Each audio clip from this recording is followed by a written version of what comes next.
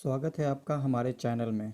दोस्तों, आज के दौर में कंप्यूटर के सवाल सभी तरह के एग्ज़ाम में पूछे जा रहे हैं।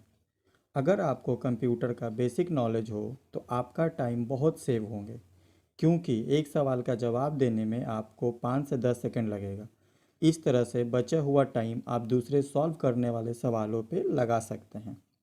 तो चलिए मैं एक बार फिर से स्वागत करता हूँ आपको अपने चैनल में। मेरा नाम प्रांजय है एंड मैं एक मल्टीनेशनल कंपनी में आईटी प्रोफेशनल के तौर पे काम करता हूँ। चलिए दोस्तों, आज हम लोग कंप्यूटर फंडामेंटल का फर्स्ट चैप्टर स्टार्ट करते हैं इंट्रोडक्शन से।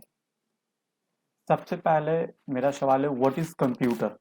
बिल्कुल बेसिक से हम लोग पढ़ेंगे, स्टेप बाय स्टेप पूरे चैप्टर को कंप्लीट करेंगे।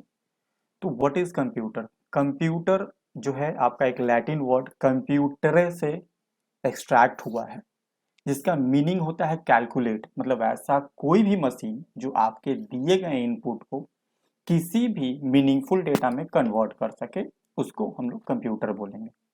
Computer is an electronic device. सभी जगह पे देखेंगे इलेक्ट्रॉनिक डिवाइस।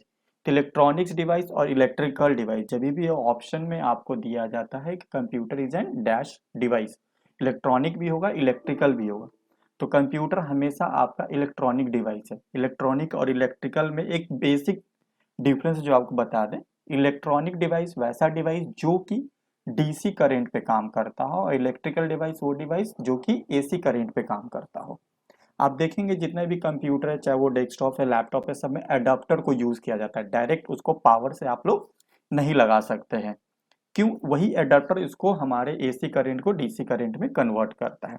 तो इलेक्ट्रॉनिक और इलेक्ट्रिकल को हम लोग अलग से देखेंगे। याद रखिए, कंप्यूटर हमारा एक इलेक्ट्रॉनिक डिवाइस है, वैसा डिवाइस जो कि हमारे दिए गए रॉ डेटा को प्रोसेसिंग के बाद एक मीनिंगफुल रिजल्ट में कन्वर्ट करता हो, उसको हम लोग बोलते हैं कंप्यूटर या कंप्यूटर मशीन। हमारा फर्स्ट जो कंप्यूटर था जिसको कि इन्वेंट किए थे चार्ल्स बैबेज 1837 में, उसका नाम था एनालिटिकल इंजन। वैसा फर्स्ट कंप्यूटर जो कि आपको पंच कार्ड को as a read only memory use कर रहा था, इसलिए हम लोग चार्ल्स बैबेज को फादर ऑफ कंप्यूटर भी बोलते हैं। चलते हैं नेक्स्ट स्लाइड पे। कंप्यूटर का वो बेसिक पार्ट्स जिसको कि यूज किया जाता है कंप्यूटर में अलग अलग फंक्शन को परफॉर्म करने के लिए। प्रोसेसर जो कि हमारे इंस्ट्रक्शन को प्रोसेस करता है रिजल्ट में, मीनिंगफुल रिजल्ट में कन्वर्ट करने के लिए। मेमोरी जो कि हमारे रिजल्ट को, रॉ डेटा को स्टोर करने के लिए यूज किया जाता है ताकि आप फ्यूचर में उसको यूज कर सके। मदरबोर्ड एक हमारा किट है या एक बोर्ड है जिसपे सभी डिवाइसेस को कनेक्ट किया जाता है। अगर मदरबोर्ड को हटा दीजिए कंप्यूटर में से, तो फिर आपका कंप्यूटर बस एक हार्डवेयर, एक डब्बा है और उसका कोई फंक्शन नहीं।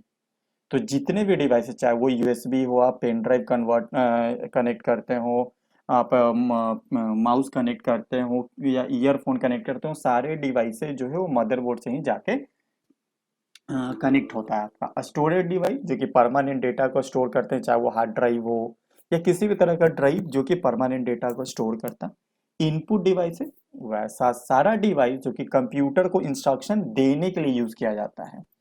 जैसे कीबोर्ड, कीबोर्ड से आप कंप्यूटर को इंस्ट्रक्शन देते हैं और उसके बेसिस पे वो काम करता है। माउस से आप इंस्ट्रक्शन देते हैं तो उसके बेसिस पे वो काम करता है। और आउटपुट डिवाइस जो कि आपके रिजल्ट को शो करने के लिए यूज किया जाता है, उसको आउटपुट डिवाइस बोलते हैं। लाइक मॉनिटर, मॉनिटर पे आप देखते हैं, मॉनिटर पे आप कुछ इंस्ट्रक्शन नहीं देते हैं, मॉनिटर से आप मॉनिटर को देखते हैं। अभी के जितने भी कंप्यूटर है नए वाले जिसमें कि टच स्क्रीन यूज किया जा रहा है, तो वही मॉनिटर है जिससे कि आप इनपुट भी देते हैं और वही मॉनिटर जिससे आप आउटपुट भी देते हैं। तो वो बोथ डिवाइसेज हो जाएगा जो कि टच स्क्रीन है आपका। ठीक है, इसको डिटेल्स में आगे वाले चैप्टर में देखेंगे। साइज के बेसिस पे और उसके कैपेसिटी के बेसिस पे कंप्यूटर को 5 अलग अलग पार्ट्स में डिवाइड किया गया, 5 अलग अलग नाम से डिवाइड किया गया है उसके साइज के बेसिस पे। माइक्रो कंप्यूटर वैसा कंप्यूटर को बोलते हैं जो कि साइज में, स्टोरेज में कम हो, जिसका प्रोसेसिंग पावर कम हो और जो छोटे मोटे सिंगल यूज के लिए काम किया जाता है, जैसे कि कोई सर्चिंग हो गया, ब्राउजिंग हो गया, छोटे मोटे वर्ड, एक्सेल, पावर पॉइंट, इस सब के लिए हम लोग यूज करते हैं, उसको माइक्रो कंप्यूटर बोलते हैं। इससे कोई बहुत बड़ा बड़ा आप काम नहीं कर सकते, इसका स्टोरेज और कैपेसिटी उतना नहीं होता था। इस चीज को अपग्रेड किया गया इसके कैपेसिटी को बढ़ाया गया, इसके स्टोरेज को बढ़ाया गया, इसके प्रोसेसिंग को बढ़ाया गया, और उसी को हम लोग बोलते हैं मिनी कंप्यूटर। पहले ही बोले थे साइज, स्टोरेज और इससे फंक्शन के बेसिस पे इसका डिवाइड किया गया। ठीक है, साइज का मतलब ये नहीं कि स्क्रीन का साइज 32 इंच का है कि 14 इंच का है, इसका कैपेसिटी क्या है प्रोसेसिंग का, उसके बेसिस पे। सेम चीज को जब आप थोड़ा और स्टोरेज बढ़ा देते हैं, इसमें और प्रोसेसिंग पावर बढ़ा देते हैं, इससे थोड़ा बड़ा बड़ा काम करते हैं, जैसे कि किसी स्कूल, यूनिवर्सिटी, किसी ऑफिस को मैनेज के लिए, आप किसी एक ऑफिस में 25-30 एम्प्लॉई है, उसको मैनेज करने के लिए, उसके प्रोसेसिंग को मैनेज करने के लिए अगर आप यूज कर रहे हैं, तो उस केस में आपको जाहिर सी बात है आपका कंप्यूटर का कैपेसिटी थोड़ा ज्यादा होना चाहिए। तो उसको हम लोग मेन फ्रेम कंप्यूटर बोलने लगे, जिसका प्रोसेसिंग पावर ये सब ज्यादा हो, जो कि किसी प्राइवेट ऑर्गेनाइजेशन, गवर्नमेंट ऑर्गेनाइजेशन में यूज किया जाता है। और इससे भी बड़े लेवल पे जो कि नासा यूज कर रहा है, जहाँ पे बड़े बड़े वेदर फोरकास्टिंग के लिए हो गया, कोई मेडिसिन कंपनी हो गया, कोई स्पेस रिसर्च हो गया, जो बहुत बड़े, जिसमें कि मल्टीपल प्रोसेसर यूज होगा, मल्टीपल डिवाइसेज यूज होगा। हो सकता है कि एक बार में एक आपका प्रोसेसर शट डाउन हो जाए तो आपका काम नहीं रुकना चाहिए। आप देखिए कभी कभी आता है न्यूज में कि 5 मिनट के लिए गूगल शट डाउन हो गया था, तो इतने का हैम्पर हो गया। जैसे कि मान लीजिए आपका शेयर मार्केट चल रहा है, अगर मान लीजिए शेयर मार्केट के टाइमिंग में अगर 2 मिनट 1 मिनट के लिए भी अगर सर्वर डाउन हो जाता है तब क्या होगा। तो वैसे जगह पे जहाँ पे कि मल्टीपल सर्वर का यूज हो, मल्टीपल सीपीयू का यूज कर रहे हैं हम लोग, जो कि शट डाउन नहीं होना चाहिए, तो वो आपका सुपर कंप्यूटर है। ठीक है, तो पहले ही बोले थे कि इसके साइज और कैपेसिटी के बेसिस पे इसको डिवाइड किया गया, ना कि स्क्रीन के साइज के बेसिस पे। और जो आज के तौर पे हम लोग यूज कर रहे हैं एक वर्क स्टेशन, जो एक आपको पर्सनल चीज के लिए तो आप पर्सनली यूज कर रहे हैं, तो जाहिर सी बात है कि आपका जो यूज है वो लिमिटेड है। इसमें भी आप देखते होंगे जो गेमर लोग हैं, जो गेम खेल रहे हैं, उनको अच्छे रेजोल्यूशन चाहिए, स्क्रीन का साइज, स्क्रीन बोल रहे प्रोसेसर बहुत बढ़िया चाहिए, ताकि उनका बहुत हाई हाई रेजोल्यूशन का गेम है वो स्टक ना करे।